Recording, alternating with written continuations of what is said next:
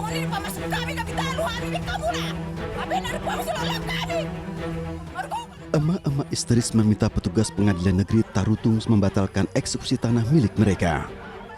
Dua kubu warga nyaris bentrok saat keduanya saling klaim atas kepemilikan tanah yang disengketakan di Tano Ponggol, Dusun Tapia Nauli, Desa Huta Ginjang, Kecamatan Muara, Tapanuli Utara, Sumatera Utara. Pihak tergugat meyakini bahwa tanah yang disengketakan bukan tanah yang saat ini mereka tinggali. Bahkan penolakan itu semakin kuat ketika jurusita membacakan objek tanah yang akan dieksekusi. Di mana letak tanah 130.000 meter tersebut berada di Dusun Lumban Siaro dan bukan di lokasi yang mereka tempati. Soalnya Pak, kita sudah mendapat info dan melihat itu peta, bukan peta dari Lumban Siaro Pak. Lebih jelas infonya, kita kan Bapak kan di lapangan Pak.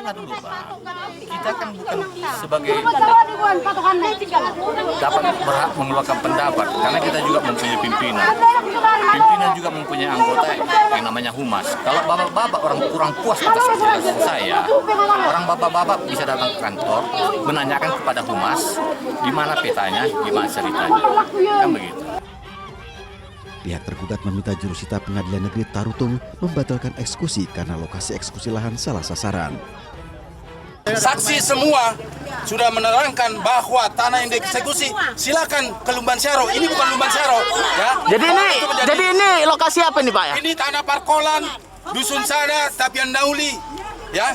Bukan Tano Ponggol, Dusun Lumban Siaro. Dusun Lumban Siaro sana, tempat sana. Ada suratnya Pak? Ada. Nanti akan kami kasih tahu semua. Jadi pihak pengadilan bersikukuh. Kalian mau paksa pematokan tidak akan kami perkenankan karena sudah jelas. Jadi begini, kami tidak memaksa. Betul, hanya saja. Kami tidak akan mempersilahkan kalian besok-besok datang masuk ke pekarangan kami. Ini bukan Tanah Ponggol. Iya. Sepenuhnya kita serahkan ke pengadilan. Iya. Setelah melalui perdebatan dan penolakan keluarga tergugat, akhirnya pihak pengadilan negeri Tarutung membatalkan pelaksanaan penyitaan terhadap objek tanah. Pengadilan berencana akan meneliti kembali objek yang disengketakan tersebut. Dari Kabupaten Tapanuli Utara, Aris Fernando, iNews melaporkan.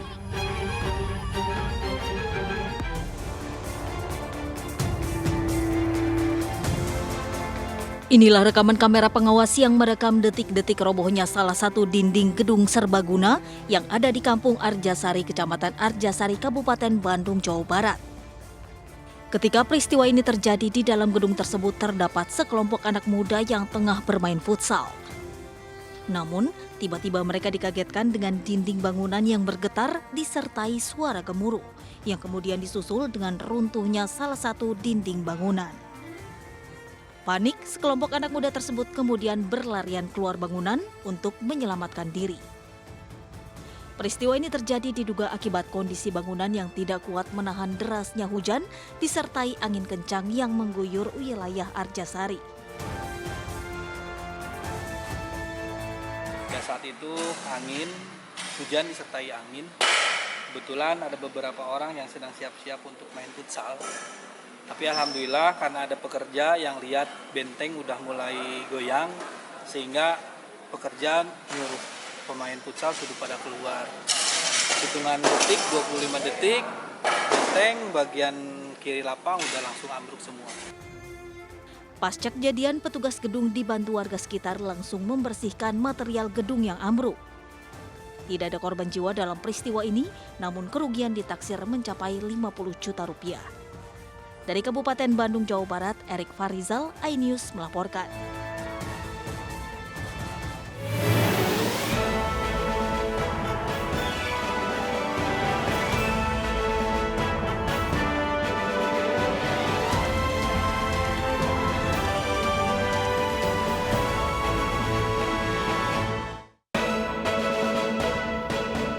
Cuaca buruk, puluhan pendaki Gunung Sumbing dievakuasi.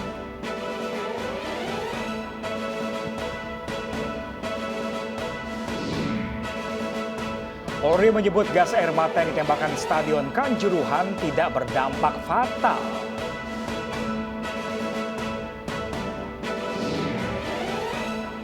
Hindari razia, sejumlah pemotor putar balik dan lawan arah.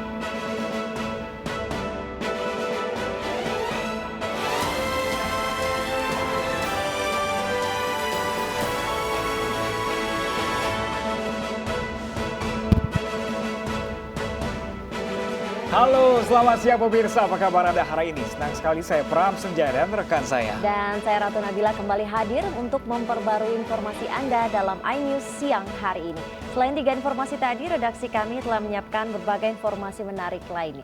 Dan pemirsa, hari ini kami awali informasi dari informasi kecelakaan lalu lintas pemirsa. Akibat sopir mengantuk, satu unit truk ekspedisi barang terguling di jalur busway di Jatinegara, Jakarta Timur. Ya, akibat kecelakaan ini, jalur Halim Ahmad Yani pun macet 3 km.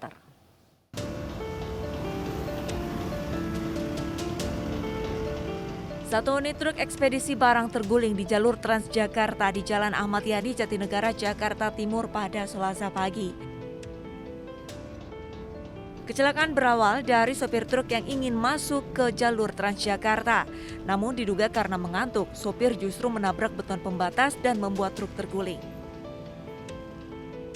Kemacetan panjang pun tidak terhindarkan. Area Halim menuju Tanjung Priok macet sepanjang 3 km. Sementara truk baru bisa dievakuasi 3 jam kemudian. Untuk kecelakaan kita sama-sama lihat, ini kecelakaan tunggal. Supir tadi pagi sekitar jam 3, jam 4 pagi mengendarai ngantuk, menghantam separator busway, lanjut terguling ya. Sampai saat ini alhamdulillah sudah mulai bisa dievakuasi. Ada korban nggak Bang? Alhamdulillah untuk korban tidak ada, nihil, hanya kerusakan kendaraan saja. Supir dan kernet truk selamat dan hanya menderita luka ringan, sementara truk dibawa ke unit laka lantas Polres Jakarta Timur. Dari Jakarta, Rio Manik, iNews melaporkan.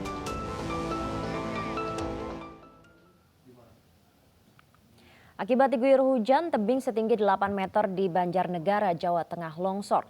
Longsoran menutup jalan penghubung alternatif Banjarnegara Pekalongan. Evakuasi material longsor yang menutup jalan dilakukan oleh petugas BPBD dengan menepikan material longsor berupa tanah dan batu yang jatuh dari ketinggian tebing. Satu alat berat dikerahkan untuk membantu mengevakuasi pohon dan material longsoran yang menutupi badan jalan. BPBD Banjarnegara mencatat ada 2 titik longsor yang terjadi di jalan provinsi yang menghubungkan Banjarnegara dan Pekalongan. Warga diimbau untuk waspada melintasi jalur yang berpotensi terjadinya longsor. Akibat dari hujan yang terus-menerus selama kurang lebih 3 jam di jalan provinsi yang menghubungkan antara Banjarnegara dan Karangkobar di Desa Slatri tepatnya, dan mengakibatkan tertutupnya jalur. Pemirsa, 6 orang penumpang minibus tertimpa pohon besar yang tumbang di Makassar, Sulawesi Selatan.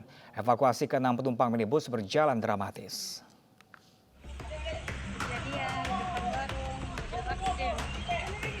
Evakuasi 6 penumpang minibus ini dilakukan warga setelah kendaraan yang ditumpanginya tertimpa pohon besar yang tumbang di Jalan Abdullah Daeng Sirua, Kota Makassar, Sulawesi Selatan. Di dalam mobil terdapat penumpang seorang balita, wanita, dan lansia. Beruntung seluruh penumpang selamat dalam peristiwa ini.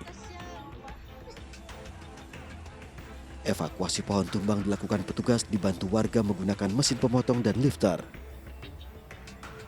Rasa berhenti. Dari itu mobil ke belakang aku berhenti di depan juga mobil juga pas ada kena. Jadi pas mobil langsung ditimpa Pak? Iya. Oh, jadi waktu kejadian bagaimana Pak? Langsung diselamatkan diri atau gimana? Tidak langsung tidak bisa kan itu tidak bisa terbuka. Dibuka dari luar baru bisa. Akibat peristiwa ini minibus yang tertimpa pohon tumbang alami kerusakan cukup parah. Dari Makassar, Sulawesi Selatan, Yol Yusfin, iNews melaporkan. Sementara itu di Lombok, Nusa Tenggara Barat, 1 orang tewas tertimpa pohon besar yang tumbang di Lembar Selatan. Korban mengalami luka serius di kepala dan beberapa bagian tubuh lainnya.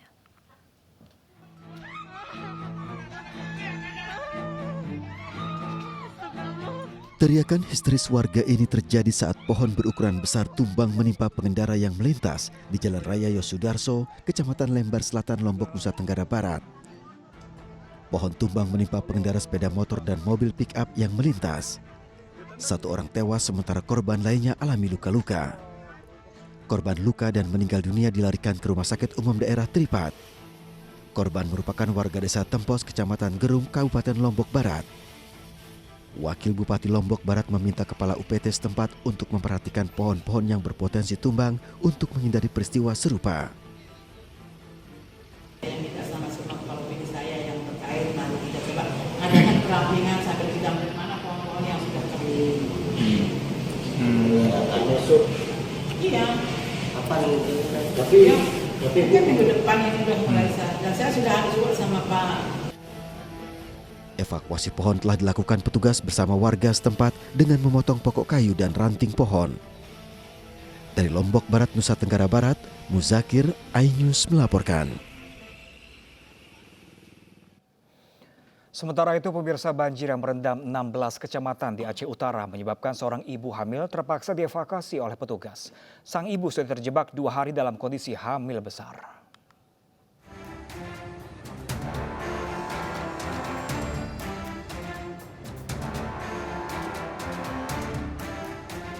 Petugas kepolisian dan tim kesehatan Kabupaten Aceh Utara mengevakuasi seorang ibu hamil dari Desa Gedebang, Kecamatan Lok Sukon, Aceh. Ibu hamil ini sudah 2 hari terjebak di rumahnya akibat banjir. Saat dievakuasi, ibu ini dalam kondisi lemah akibat mengalami pendarahan jelang proses melahirkan. Jadi harus dievakuasi jadi Bu? Iya. Memang harus segera nih Bu ya? Iya segera, memang harus operasi. Udah 2 hari. Berarti ini terjebak banjir ya ibu ini? Iya, terjebak banjir. Siapa namanya Bu, ibu ini? Ibu mana? Ya ini? Dewi Emidah. Iya. Ini harus segera operasi Bu ya? Iya, segera operasi. Ya karena prepis SC anak ketiga. Hingga saat ini banjir masih merendam 16 kecamatan di Kabupaten Aceh Utara. Sebagian warga memilih bertahan di rumah untuk mengamankan harta benda mereka.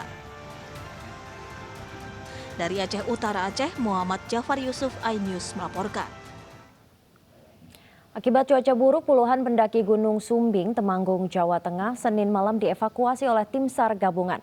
1 orang pendaki bahkan pingsan dan harus dilarikan ke rumah sakit.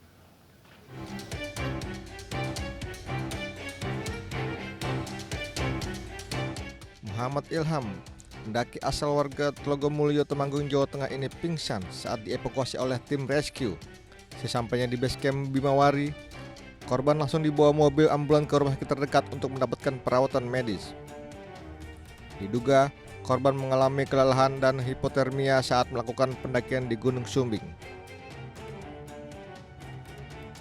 Selain mengevakuasi pendaki yang pingsan, tim rescue juga mengevakuasi 25 pendaki yang sebelum mencapai puncak diterjang hujan lebat disertai angin. Sebelum rest area itu kok ada teman saya yang bilang itu anak itu kok panas sekali gitu. Terus saya mau jenguk anak itu, tapi kan kaki. Sementara 2 mahasiswa pendaki asal Jepara yang tersesat dan jatuh dari tebing setinggi 10 meter saat mendaki Gunung Sumbing, Temanggung berhasil dievakuasi tim rescue. Tapi hasil koordinasi dengan sesama base camp bisa dilaksanakan evakuasi bersama-sama dan ditemukan dan sudah bisa dibawa ke base camp Bimawari. Pihak kepolisian menghimbau kepada seluruh pendaki untuk mengurungkan niat mendaki gunung dikarenakan cuaca ekstrim masih terjadi di wilayah tersebut. Dari Temanggung, Jawa Tengah, Didik Dono Hartono, iNews melaporkan. Kita beralih ke informasi lain, pemirsa. Terdakwa pencabulan anak Muhammad Subci Azal Sani alias Bekci dituntut 16 tahun penjara oleh jaksa penuntut umum. Terdakwa diduga mencabuli korban yang disebut santri di pesantren yang diasuh ayahnya di Jombang.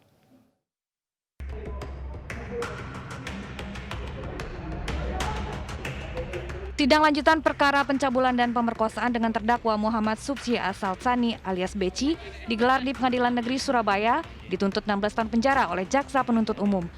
Beci dituntut pasal 285 Jungto 65 ayat 1 KUHP dengan ancaman hukuman 12 tahun penjara. Namun ancaman hukumannya ditambah sepertiga dari hukuman awal. Jaksa penuntut umum juga menyebut dalam persidangan tidak ada hal-hal yang meringankan Beci. Terdakwa diberikannya atau kalau sini tapi dilakukan kepada penasihat hukum. Pasal 3 dari pasal 65 kan, jadi pasalnya karena dia ditambah contoh pasal 65. Sementara kuasa hukum terdakwa menilai tuntutan jaksa penuntut umum sadis dan tidak wajar. Dan saya kira ini kalau boleh mungkin tuntutannya lebih pada itu, mungkin lebih pada itu juga. Ini kan sama sekali tidak ada pertimbangan lain. Hal yang meringankan juga nggak ada? Tidak ada semua, pokoknya gaspol itu 16. Sebelumnya kasus pemerkosaan yang diduga dilakukan Beci tertunda hingga 2 tahun karena pelaku tak kunjung tertangkap. Beci disebut berlindung di balik sosok sang ayah yang merupakan kiai besar di Jombang. Kapolres Jombang bahkan telah menemui pengasuh Pondok Pesantren Sidikiyah, Kiai Haji Muhammad Muhtar Mukti, untuk melakukan diplomasi. Kapolres meminta agar pengasuh Ponpes ini menyerahkan putranya.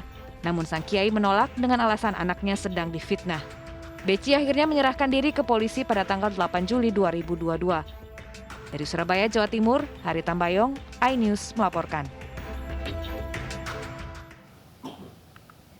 Sebuah puskesmas di Bontomaranu, Goa, Sulawesi Selatan diserang oleh sekelompok orang tidak dikenal. Sejumlah fasilitas rusak akibat terkena lemparan batu.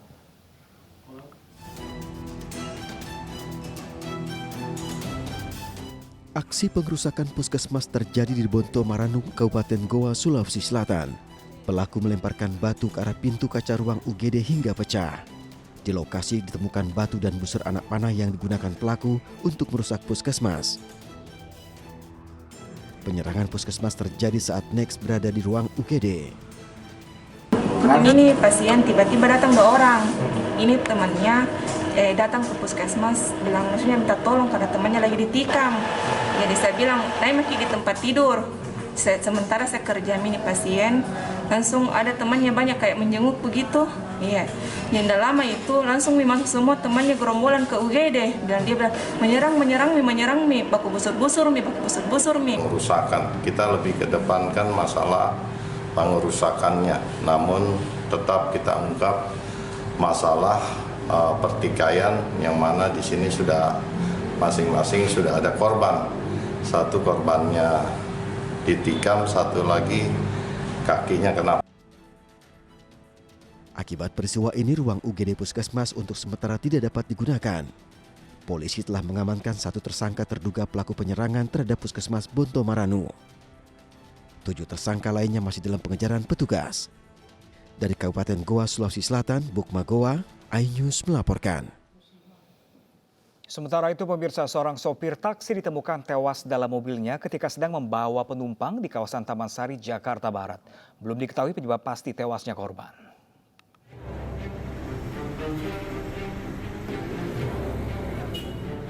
Usai dilakukan identifikasi, jasad seorang pria yang bekerja sebagai sopir taksi dimasukkan ke dalam kantong jenazah.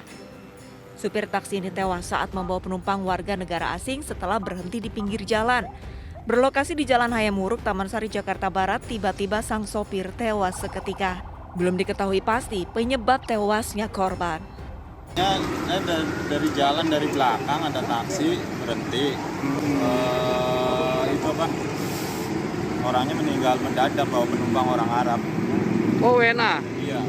Terus penumpangnya dibawa kemana? Penumpangnya udah dimintain nomor telepon dari polisi, udah boleh pulang. Tadi sempat nabrak nggak atau gimana? Enggak, pas kebetulan berhenti, kebetulan belakang kosong, jadi nggak itu. Guna mengetahui penyebab tewasnya supir taksi ini, petugas kepolisian sektor Taman Sari mengevakuasi jasad korban ke RSCM Jakarta.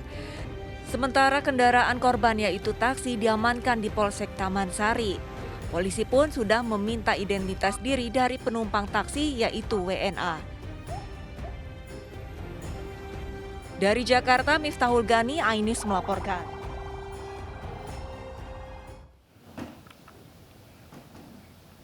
Diduga cemburu, seorang suami di Kabupaten Luwu, Sulawesi Selatan nekat menganiaya istrinya hingga tewas. Selengkapnya sesaat lagi, pemirsa. Jangan kemana-mana, tetaplah bersama kami di iNews Siang.